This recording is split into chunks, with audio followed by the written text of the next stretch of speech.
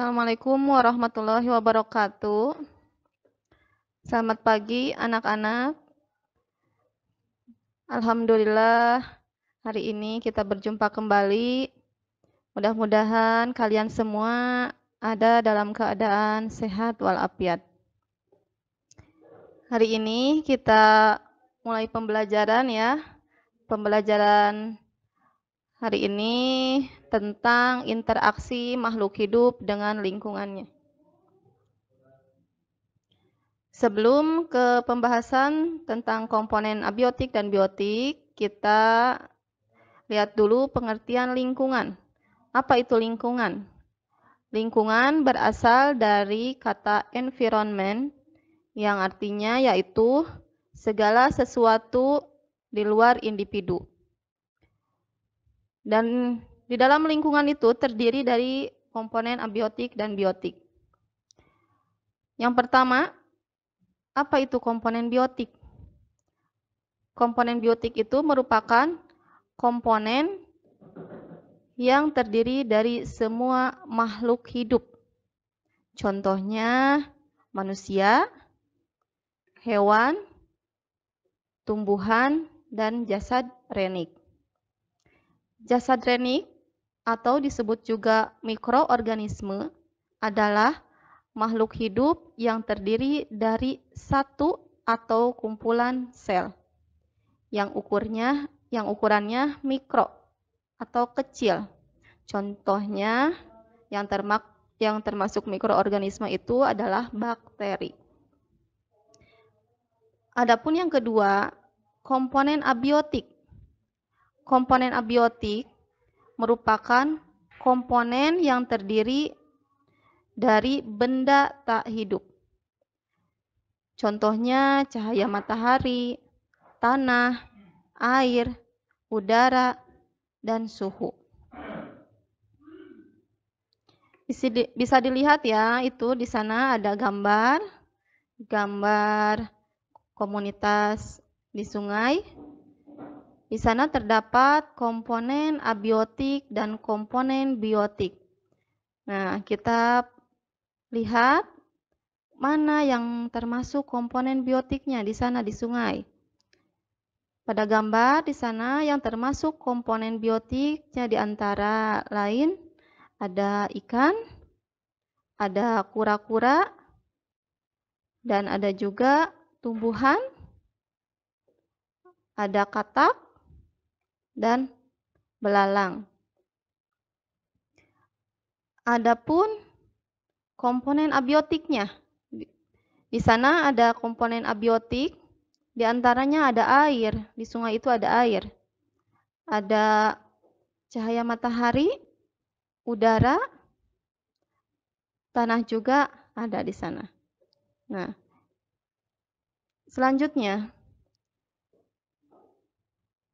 di dalam komponen biotik itu terdapat yang dinamakan individu, populasi, dan komunitas. Kita lihat satu-satu perbedaannya. Apa itu individu? Yang pertama, individu itu satu makhluk hidup tunggal. Nah, kata kuncinya di sini, tunggal. Tunggal itu satu. Berarti cuma ada satu makhluk hidup. Contohnya, seekor kucing, atau sebatang pohon mangga, seekor kerbau. Yang kedua, ada yang dinamakan populasi. Apa itu populasi? Populasi itu disebut sekelompok individu sejenis yang menempati suatu tempat tertentu. Sekelompok di sini kuncinya. Sekelompok berarti lebih dari satu, banyak ya. Contohnya populasi ikan. Dan populasi pohon mangga. Berarti di sana ada banyak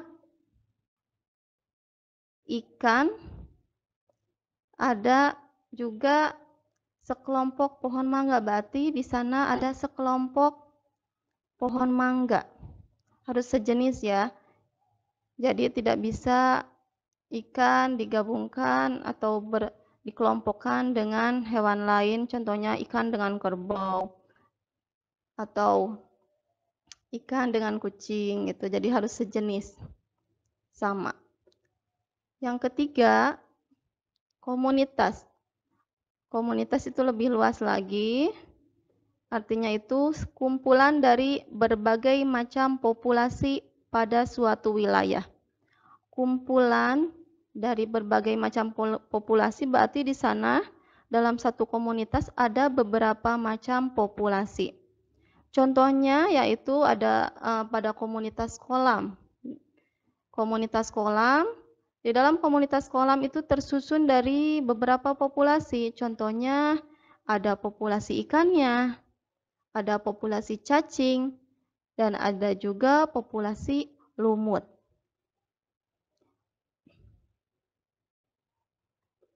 Lanjut, masih pada komponen biotik. Di dalam komponen biotik dibedakan menjadi 3 peranan, yakni ada 3, yaitu yang pertama sebagai produsen. Produsen disebut juga organisme autotrof. Apa itu organisme autotrof? Nah, autotrof itu organisme yang dapat membuat atau menghasilkan makanan sendiri. Contohnya, yang bisa membuat makanan sendiri itu adalah tumbuhan. Makhluk hidup tumbuhan ya. Bagaimana tumbuhan membuat makanan sendiri? Yaitu lewat proses fotosintesis. Tumbuhan mensintesis atau membuat zat makanan menggunakan bahan karbon dioksida atau CO2 dan air H2O dengan bantuan cahaya matahari dan klorofil. Nah, di sini bisa dilihat ya anak-anak, ada reaksi fotosintesisnya. Reaksinya itu 6CO2 plus 6H2O dibantu dengan cahaya matahari dan juga klorofil sehingga menghasilkan C6H12O6 plus 6O2. Jadi tumbuhan bisa berfotosintesis jika dia itu ada karbon dioksida, H2O, dan juga ada air. Ada dibantu dengan cahaya matahari. Kalau klorofil itu udah pasti ada di tumbuhan, karena tumbuhan itu mengandung zat hijau daun, klorofil. Kalau tumbuhan sudah melakukan proses fotosintesis, dia itu akan menghasilkan tadi C6H12O6, yaitu glukosa atau karbohidrat. Berupa apa pada tumbuhan glukosa itu? Ya, glukosa itu hasil makanannya itu bisa terdapat pada batang, pada daun ataupun akar.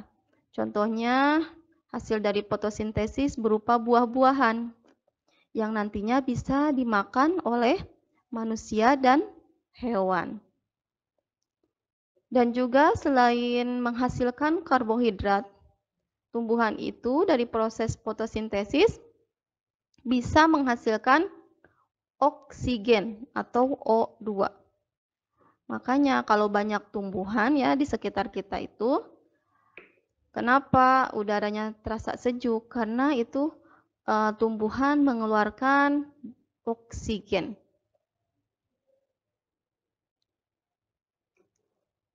Yang kedua, berdasarkan peranan komponen biotik itu bisa sebagai konsumen. Konsumen bisa juga disebut organisme heterotrop. Apa itu organisme heterotrop? Yaitu organisme yang tidak dapat membuat makanan sendiri. Jadi, konsumen ini tergantung pada makhluk hidup lain. Contohnya yaitu hewan dan manusia. Konsumen juga berdasarkan jenis makanannya dibagi menjadi 3 bagian, yaitu yang pertama ada herbivora. Herbivora yaitu organisme pemakan tumbuhan, contohnya di antara lain kerbau, kambing, dan banyak lagi. Yang kedua, ada karnivora. Karnivora itu organisme pemakan daging. Contohnya hewan pemakan daging ada singa, harimau, dan banyak lagi. Yang ketiga, omnivora. Omnivora itu organisme pemakan tumbuhan dan daging.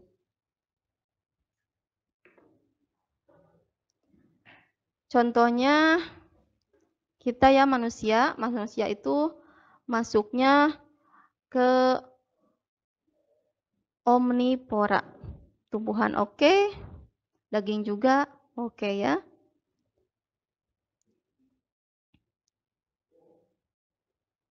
Yang terakhir ada peranannya itu sebagai decomposer. Decomposer sama juga dengan pengurai. Pengurai artinya yaitu organisme atau makhluk hidup yang berfungsi menguraikan sisa-sisa makhluk hidup yang mati. Oleh siapa diuraikan? Yaitu bisa oleh bakteri ataupun jamur saprofit.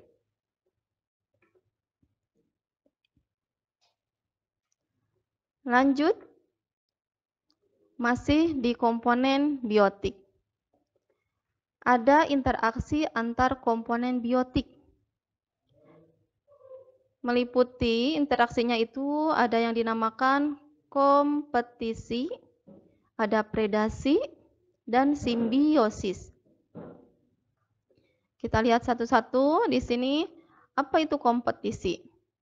Kompetisi yaitu interaksi organisme dalam suatu lingkungan yang bersaing. Fungsinya itu, gunanya itu untuk memenuhi kebutuhan hidup. Berarti kompetensi itu bersaing. Bersaing untuk memenuhi kebutuhan hidup, yaitu untuk mencari makanan supaya bertahan hidup. Contohnya saja kita bayangkan ya, di kebun itu terdapat sapi dan kuda. Sapi dan kuda ini akan bersaing untuk mendapatkan makanan. Siapa yang cepat,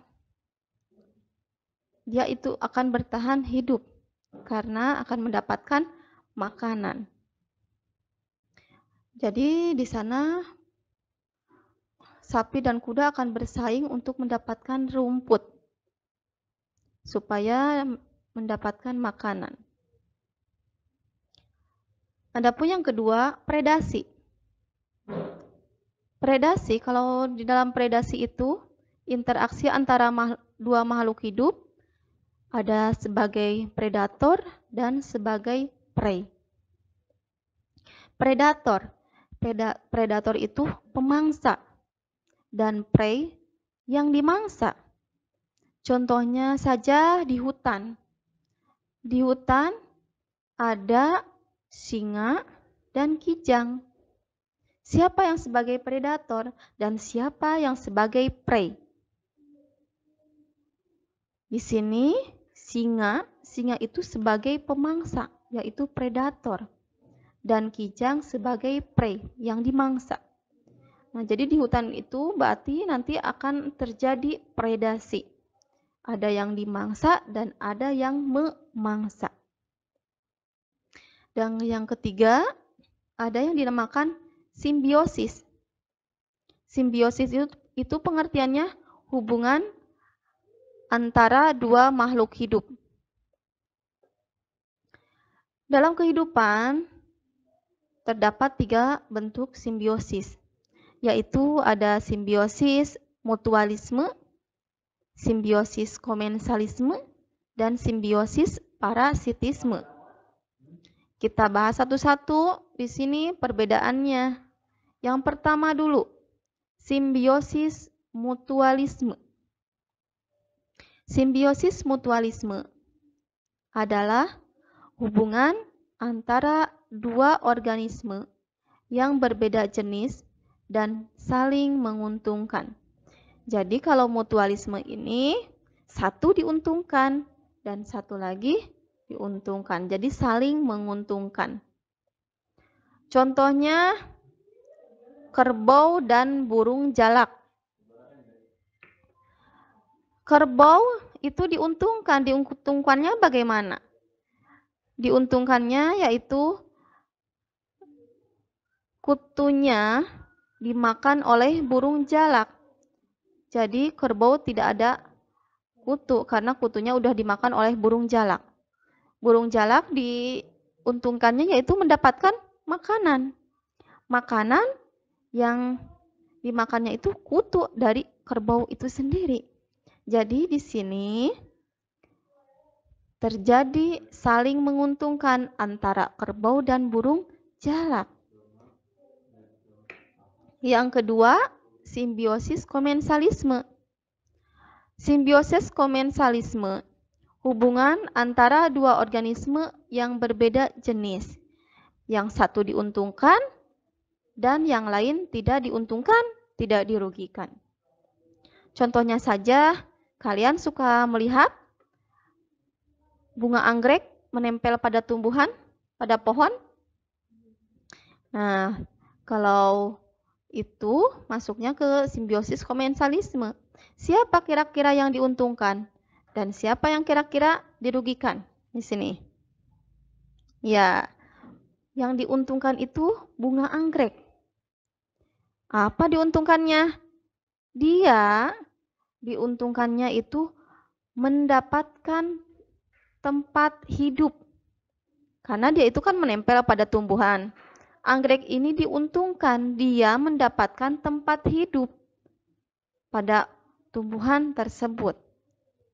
Kalau tumbuhan ini tidak merasa diuntungkan dan juga tidak merasa dirugikan. Terserah mau menempel mau tidak karena dia tidak diuntungkan dan tidak dirugikan. Yang ketiga, ada simbiosis parasitisme. Simbiosis parasitisme ini hubungan antara dua organisme yang berbeda jenis, yang satu diuntungkan dan satu lagi dirugikan. Contohnya saja, jangan jauh-jauh ya. Kita lihat kutu hidup di kepala manusia. Coba bayangkan, kutu hidup di kepala manusia. Di sini terjadi simbiosis parasitisme. Ada yang diuntungkan dan ada yang dirugikan. Siapa yang diuntungkan? Yang diuntungkan itu kutu. Kutu mendapatkan makanan, menghisap darah dari kepala manusia. Dan manusia itu dirugikan. Dirugikannya yaitu merasa gatal-gatal. Karena digigit oleh kutu ya, darahnya itu dihisap jadi merasa gatal kepalanya. Nah, itu perbedaan simbiosis mutualisme komensalisme, dan parasitisme. Yang keempat, di sini ada rantai makanan. Rantai makanan, apa yang dimaksud dengan rantai makanan? Rantai makanan adalah proses makan dan dimakan dengan urutan tertentu antara makhluk hidup. Nah, di sini ada gambar rantai makanan. Coba lihat. Di sini ada padi. Tumbuhan padi. Tumbuhan padi ini peranannya itu sebagai produsen. Tumbuhan padi dimakan oleh tikus. Tikus ini peranannya sebagai konsumen ke-1. Tikus dimakan oleh ular. Ular ini peranannya sebagai konsumen ke-2. Dan yang ketiga, ular dimakan oleh burung elang. Burung elang ini peranannya sebagai konsumen ke-3. Dan elang mati diuraikan oleh jamur di sini. Berarti di sini ada konsumen 1 yaitu tikus, konsumen 2-nya ular, dan konsumen 3 burung elang. Nah, ini rantai makanan, proses makan dan dimakan dengan urutan tertentu. Urutannya itu searah ya. Yang terakhir,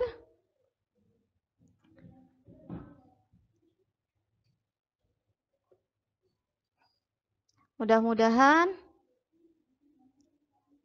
materi yang barusan Ibu sampaikan mudah-mudahan bisa kalian pahami ya. Nah, mudah-mudahan bermanfaat bagi kalian. Ibu cukupkan sekian dan terima kasih. Assalamualaikum warahmatullahi wabarakatuh.